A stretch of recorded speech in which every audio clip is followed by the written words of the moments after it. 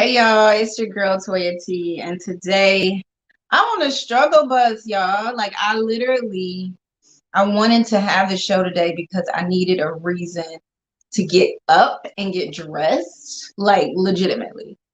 I've got COVID, if you haven't heard by now, and there are a lot of people that are struggling through the holiday season to get up and get moving, and so I'm just grateful that I'm having to go through this one time as opposed to this being my normal, right? But today's show is a dating show. It's really meant to be enlightening, help you guys figure out some of this dating stuff so that you don't have to be alone during the holidays and you can learn a little something from my guests as it relates to how they might think of dating. And you might want to date one of them. Who knows? So I'm going to bring Allie and Dan on to the show and have them just do a quick introduction of who they are. Come on. Hello, hello. Who's going to do an introduction first? I can. I'm Allie. I am a behavioral health specialist at Children's, so I work in mental health. Tell him to put his phone on mute. Some kind of alarm, like. And I'm actually really excited about this conversation because I don't think people talk about it enough. I know me personally, I don't have this conversation often enough with people close to me or just people in general. Well, I wanted to have you just do a quick intro, Allie, about like who you are, how long you've been in this dating scene, and what you feel like you want to learn that would make the process easier.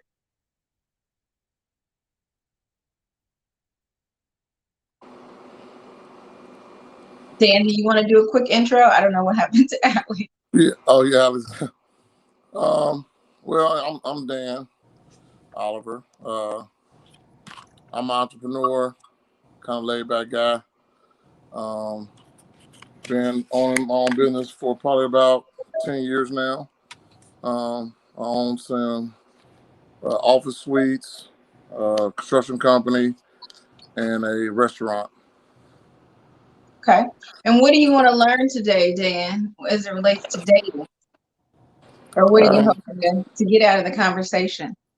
I'm always enlightened by these kind of conversations. So, just different perspectives on, what we can do better as men to date women. Okay.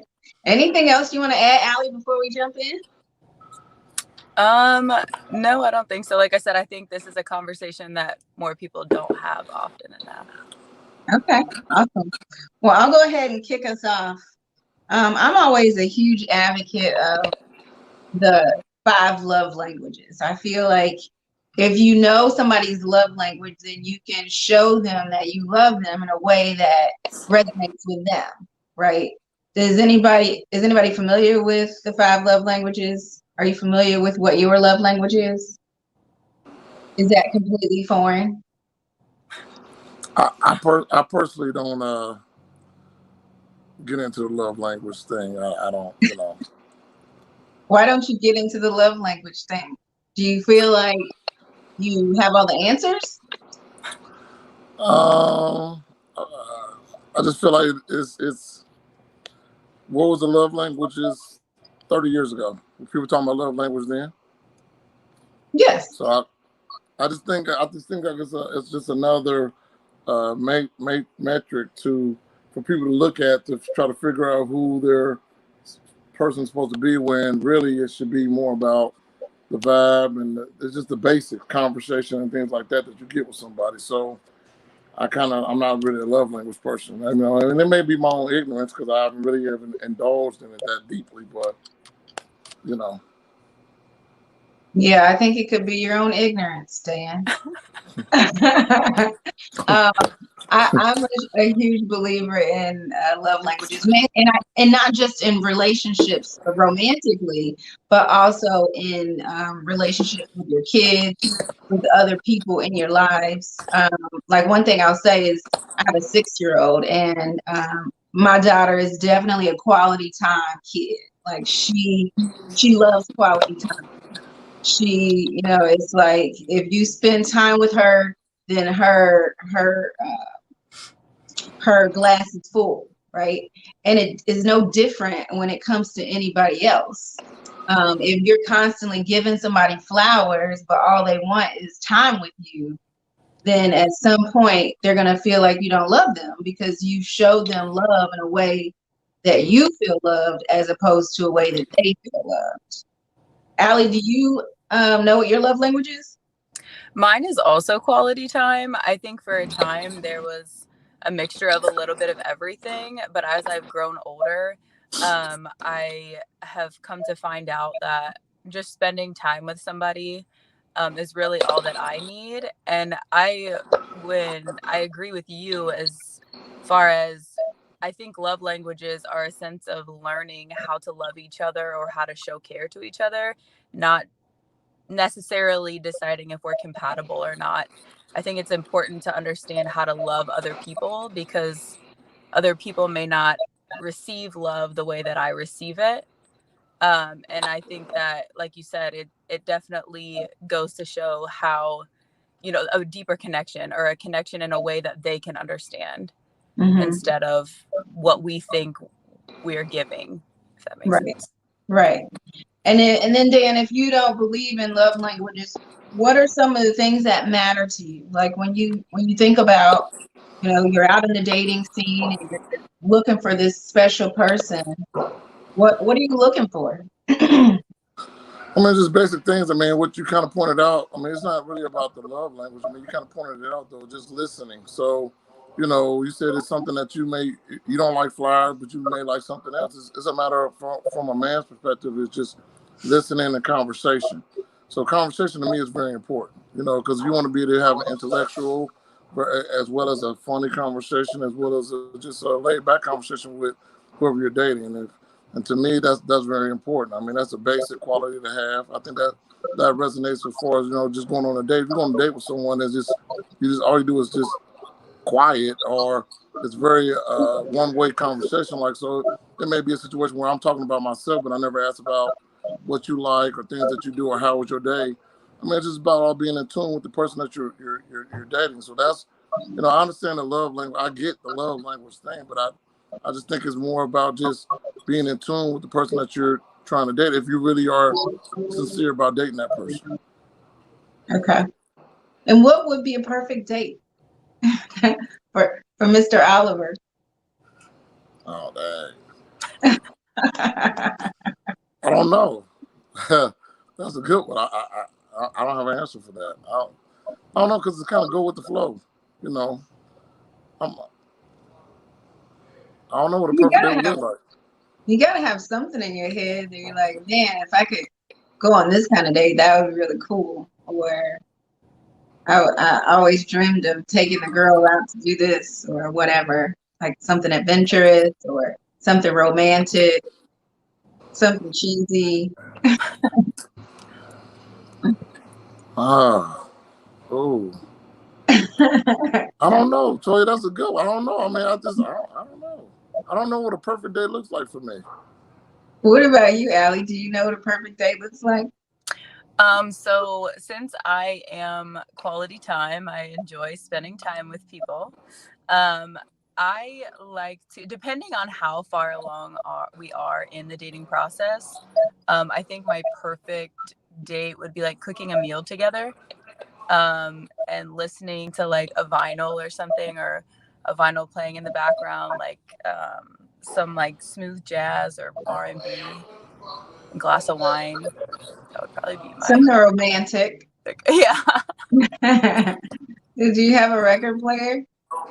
I do not, but that is the first thing I'm going to buy when I move into my house. Right. So whoever this guy is, he needs to have a record player so you can make this dream come true. Oh, have you thought about anything, Dan? No, I'm a simple guy, so I like I'm simple. Man, that's a perfect day for me. Just be having a nice time. I mean, Just having a good time. yeah, just simple. Just have a nice time. I don't matter where we go, but just let's have a nice time. Enjoy each other's company. Go home. That's it. Simple. Very And simple. then go home. Hmm. I think I'm more of like I like romance, and then I also like adventure too. I'm kind of adventurous. So like I would think, and I'm always trying to get like extra stuff in. I know guys that date me are always like, girl, you are trying to do too much. Like they have this really cool cooking class that I went to, and that was a really cool day. And then I always would like to go and do like zip lining or something like that. Something that just allows you to kind of free fall and not think about like, I don't know, how you're gonna look or what they're gonna think of you or whatever. You're just having a good time. So that would be my perfect date, I guess. But I think I would like cooking, like Allie. I think that's a fun date. So, how many dates does it take to get to the center of a Tootsie Pop? How many dates do you think it takes before you should become intimate? Is there a set like time frame? Do you just kind of let it flow? What's that look Yeah, Allie, you want to go first? I can. like? I am definitely like a vibe person.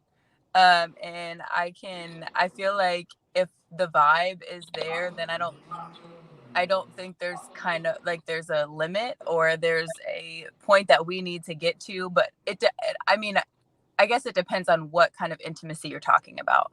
If Mhm. you're talking about just like a kiss or a first kiss or something, I don't think that there's a time frame on when there should be like I don't think you should have to go on 3 dates before anything happens. I think it's definitely a vibe thing for me personally. But if we're talking about other intimacy things, I think that's definitely for me personally, it's going to be a lot longer than I have a time limit because I think that I take that very seriously. I just because of, but it's because of my personal experience and what I've dealt with in the past and what I've experienced. It doesn't really have anything to do with anybody. It's just like my morals, I guess, and what I'm looking for and things like that. What do you think, Dan? I mean, I get what Allie's saying. We're a product of our past a lot of times. But I kind of call that like the puppet rule. You let your past dictate your future. So when it comes to that, I don't have. There's not a time limit. I don't. There's not the 90-day rule like Steve Harvey. It's not. Because what happens is the one thing that you can't never get back is time, right? So I have an uncle and aunt that was married for 40 years. Got married after 3 months, and if they went with a time limit, that would have never happened. They're What perfectly happy. happened? They've been married. They passed away, but I'm saying they're married 40 years. Who? 40 years got married. My uncle and my aunt. Oh, Married for 40 years. Um, they got married after 3 months. I got a friend just recently about to get married. Been dating the guy for 9 months. So I I do agree with the vibe. It's about having a vibe with a person, how you feel about them, and it's also about being transparent.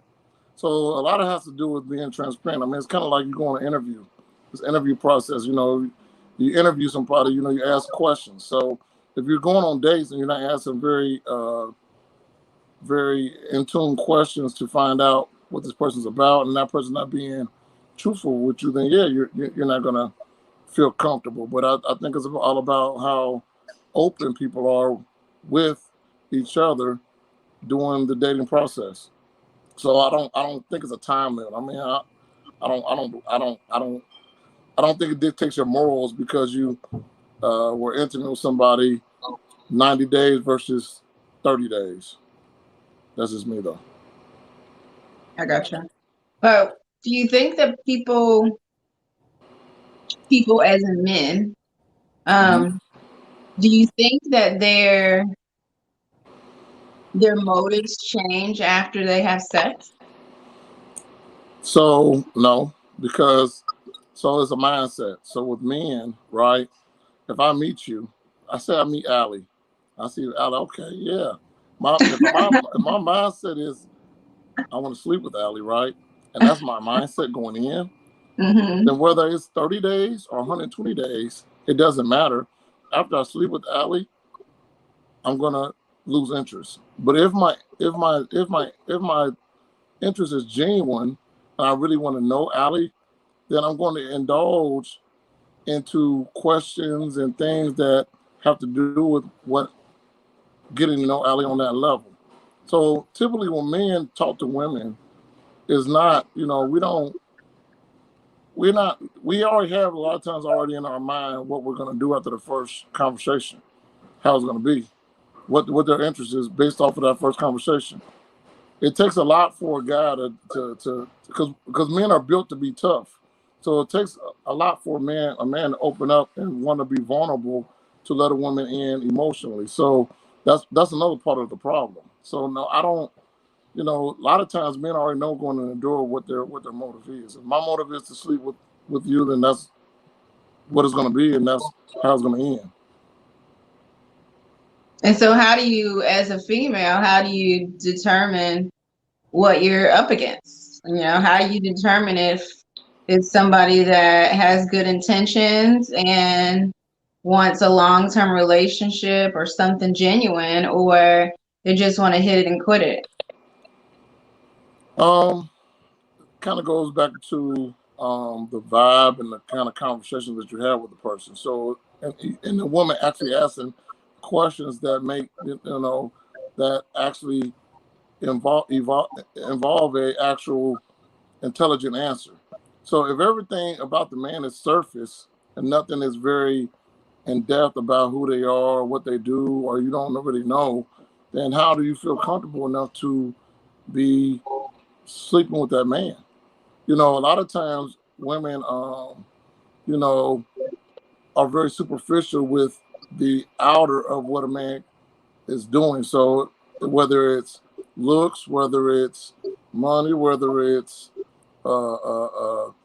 success, whatever the case may be, a lot of times they get mixed up in that and miss out on the things that really matter, which is the conversation, the vibe, asking questions that are, deep questions so you can get to know that person. I mean, so it kind of goes both ways, because a lot of times women get involved with a guy like, oh, he looks good, he got this going on, and really miss the point of, but he may not be good for you, So, and you gotta pay attention to signs. I mean, a lot of times women don't pay attention to signs. What kind of signs? Um, Men not being forthright about questions that you may ask, or being given vague answers about questions that you may ask, or not really being in tune with trying to figure out who you are. Because if a man really wants to date you, he's going to try to actually get to know you, truly get to know you, not just superficial get to know you. So if he's not really asking you questions to really know who you are as a person, that's a sign. He really don't care too much about you. Right. Outside of how you may carry yourself, how you may look, or what you got going on, he really don't care too much about you because he's not really being very interested in what you actually have going on as a person, what your goals may be, what things you like, what things you don't like. I mean, those are questions that if a man really wants to get to know you and be with you, he's going to ask. Right. And how do you know that you met the one? Like, what are some telltale signs of that?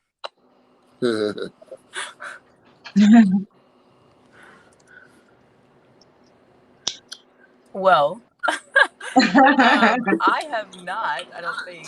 So I think for me, it would be like being with my best friend, like somebody that I could see myself with if we were to have a family after, our kids are, when we're empty nesters, we can still have fun and still date each other. Yeah, I haven't met the one, so I I don't know if I can really answer that question Are there truthfully. things that you think will be that will make it clear for you? Like That will I know make it for what? me, are there things that you think would make it clear for you? Like I know for me, I always say that I'm looking for my Noah. I'm a big Notebook fan. I love the Notebook. I want to be with somebody that is going to take care of me until I'm old and gray, and like we can die together, and I'll know that he's going to take care of me and not like leave me, for whatever, right? Yeah.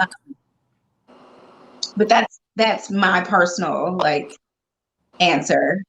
Are there other things that make it clear for you, Dan, that you're like, if I met somebody that was doing this, this, and this, then that would be a clear sign that she was the one? I don't know, Toy. I've been engaged one time and I was wrong, so I don't know. I mean, I got tricked once, so I can't I don't know. I mean, Maybe it's no, something about that I've never been. love. I mean, evidently something wrong. I mean, I've never been married, but maybe it's because I'm being too picky. I don't know. Like I said, I was engaged once, didn't work out. So, Are you being too picky? I don't think so. What's too picky?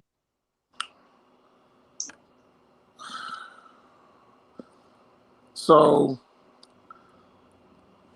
in this day and age, I mean, you got to find a woman that really wants to do something with herself, right? So, I'm an entrepreneur.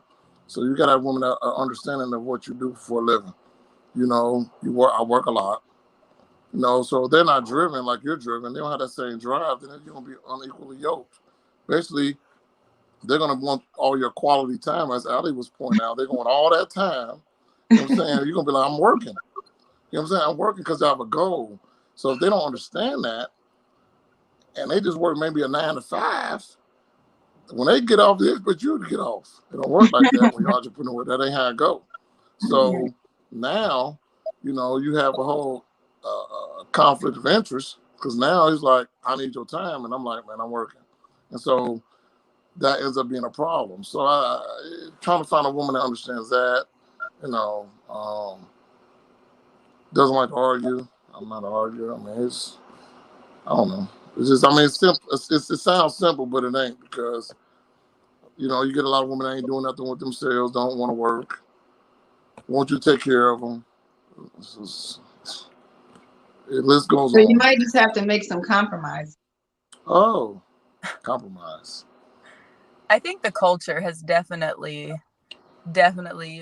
changed people's perspectives on relationships and how we view relationships, how we start relationships, how we, how they last, how to make them last. Mm-hmm. But back to your point about my quality time, since you wanted to bring that up, I will say that when I say quality time, I mean like any amount of time. If it's 5 minutes, if it's 10 minutes, Okay. I will, if you are working and I could call you up and be like, hey, I don't have anything to do.